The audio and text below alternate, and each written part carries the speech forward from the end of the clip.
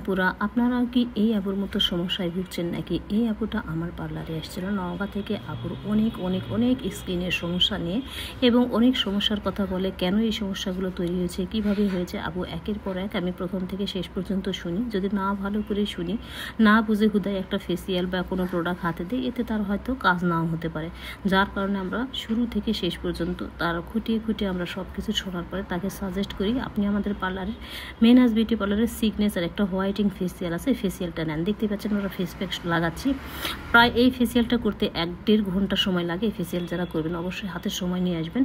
আর আপুর যেটা বলছিলাম, আপু বিভিন্ন পার্লারে নওগাঁ অনেক দামি দামি পার্লারে গিয়েছে, কিন্তু আপুর কোনো রকমের কোনো ফেসিয়ালের গ্লো আসেনি। শেষমেশ আপু হেয়ার পালিশও করেছে, ব্লিচও করেছে। দেখতে পাচ্ছেন আপুর লোম এখনও প্রায় গোল্ডেন হয়ে আছে। তো আপুর আসলে কোনো কাজ করছিল না ফেসিয়ালে বা কোনো প্রোডাক্টে, কারণ আপু যেটা শুনলাম যা বুঝলাম, আপু অনেক হাই পাওয়ারের লো বাজেটের একটা নাইট ক্রিম ইউজ করে ফেলেছে, যার কারণে আপুর স্কিনে আর কোনো কিছুই শ্যুট করছিল না।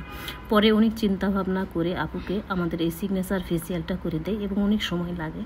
ফেসিয়ালটা নেওয়ার পরে আপু নিজে মুখে একটা রিভিউ দিয়েছে, আপনারা শুনবেন। আর আপু এতটাই খুশি, আপু বলছিল আমি হতাশ হয়ে গিয়েছিলাম যে কোনো ফেসিয়ালে যেহেতু কাজ করছে না, প্রোডাক্টে কাজ করছে না, কিন্তু আপনার পার্লারের অ্যাড দেখে আমি চলে এসেছি আর এত ভালো কাজ করছে, আমি খুবই খুশি। এবং আপু সত্যি অনেক খুশি হয়েছে। এবং ঘরোয়া যে রুটিন, স্কিন রুটিন কেয়ার যেগুলো হয়, সেগুলো সম্পূর্ণ প্রোডাক্ট আমাদের পার্লার থেকে নেয়। আর আমি বুঝি না, কিছু কিছু আপুরা আছে হাইড্রা মেশিন কিনে নিয়ে আসে, তারা হাইড্রা ফেশিয়াল করে মাত্র 1000 টাকা থেকে। তারা হাইড্রা মেশিনের কিচ্ছুই বুঝে না, কোনো রকমের কোনো মেশিনের কোনো ইউজও বুঝে না, উল্টাপাল্টা আমি দেখছি অনেকে ভিডিও করে। আসলে হাইড্রা মেশিনের প্রপার একটা ট্রেনিং না হলে হাইড্রা ফেসিয়াল করা ঠিক না, কারণ হাইড্রা প্রত্যেকটা ডিভাইস প্রত্যেকটা স্কিনের জন্য, প্রত্যেকটা মানুষের জন্য ভিন্ন হয়ে থাকে, তো অনেকে বুঝে না। তো যাই হোক, সেটা তাদের বিষয়। আর দেখতে পাচ্ছেন এই যে একটা ফেস প্যাক লাগাচ্ছি, এই ফেস প্যাকটা আমি মেনলি ইন্ডিয়া থেকে নিয়ে আসছিলাম। এত এত ভালো এই ফেস প্যাকটা, তোরটা ফিনিশিং এসেছিলো ফেসিয়ালের। আপু একদম খুশি হয়ে গেছে আর আপু নিজে মুখে রিভিউ দিয়েছে, শুনবো তার মুখে রিভিউ।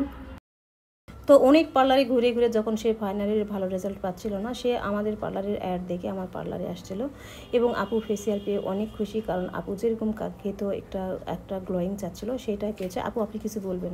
হ্যাঁ, আমি আপুর ভিডিও দেখে আসছি, অনেকটা আস্থা নিয়ে আসছিলাম, বাট সবটাই সত্যি এবং অনেকটা ভালো লাগলো।